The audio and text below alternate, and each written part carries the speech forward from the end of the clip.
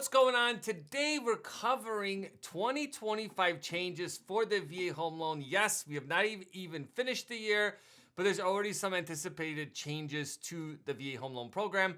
And I'm specifically going to be talking about loan limits because they are really very relevant for using your VA home loan, especially when you're trying to have multiple VA home loans. Because if you don't know, if you don't have an outstanding VA home loan at the time of closing on your new property, then there's technically no limit on what you can borrow as long as you're both eligible and qualified to use the VA loan, right? Eligibility is that can you use the VA loan and you don't have a outstanding VA loan at the time of closing.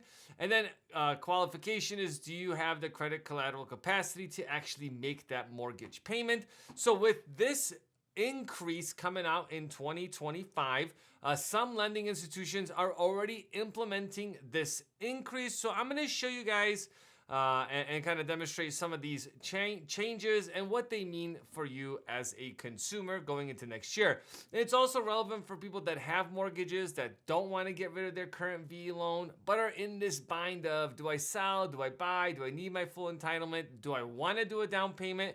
And I'll also link a video in the description down below to a video explaining thoroughly how getting a second VA home loan while keeping your first one works down to the T. So a tool that you guys can use is what is called Fannie Mae's Area Medium Income Tool. Now, everything that we talk about today is going to be primarily for single family purchases. So let me show you guys where you can actually find the current loan limits that exist. So this is the tool itself. I would link it down below. And so let me show you guys why it's so important to look at this tool, because it could change based on the city or the county that you're buying in, even when they're right next to each other. And we've ran into people that have issues with these loan limits. So I kind of went into one that I recently had happen, which is in the Los Angeles area.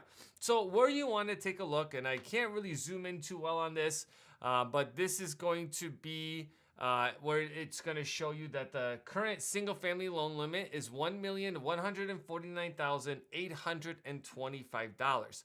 Let me see, even if I zoom in, it just kind of changes that screen for me. So that's kind of what the max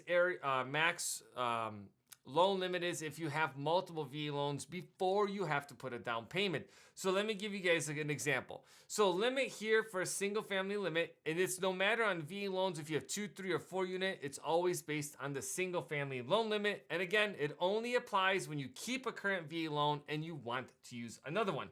So let's say you bought a place for easy numbers, $149,825, okay?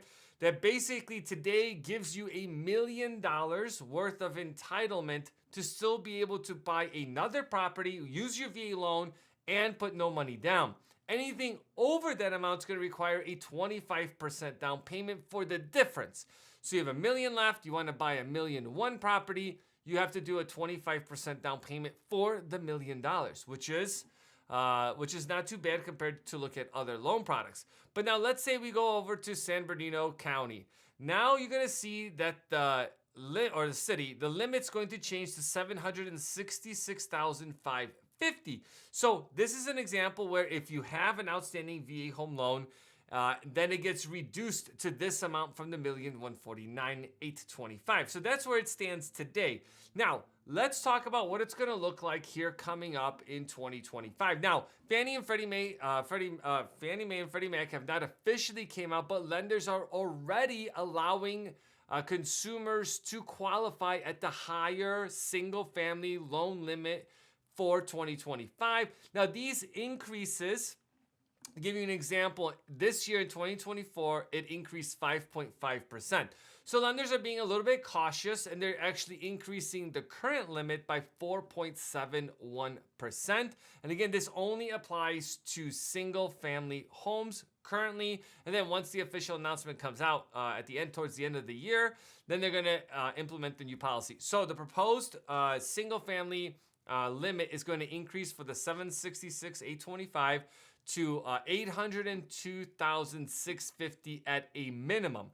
And then the other part, it's going to increase from 1,149,825 to 1,239,3 $975. So that we're seeing about a $53,000 increase, which is nice because then that gives you that much purchasing power for using your VA home loan for the second time, which is I think that's money for the veteran community to be able to use that as home values have gone up across the country. But again, kind of thinking, do you sell, do you buy, where does that make sense? Now, when it comes to VA home loans themselves and these increases, right, a lot of lenders are doing them for conventional loans, but we're not really seeing that on VA home loans until you close in 2025. But that is just a consideration you have to go into this home buying process. And also, as a side note, remember, if you have a disability rating and you're looking to qualify without your property taxes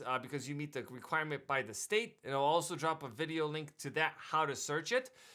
Different counties, depending on how you pay taxes, it's going to make a big difference if you close in December or not. And I'm going to give you guys a general example of this on how it works in Illinois because it is a state that pays taxes in arrears, which a lot of counties or a lot of states do that. So for example, if you close on December 15th of 2024, and let's say you meet the requirement to get your property taxes waived.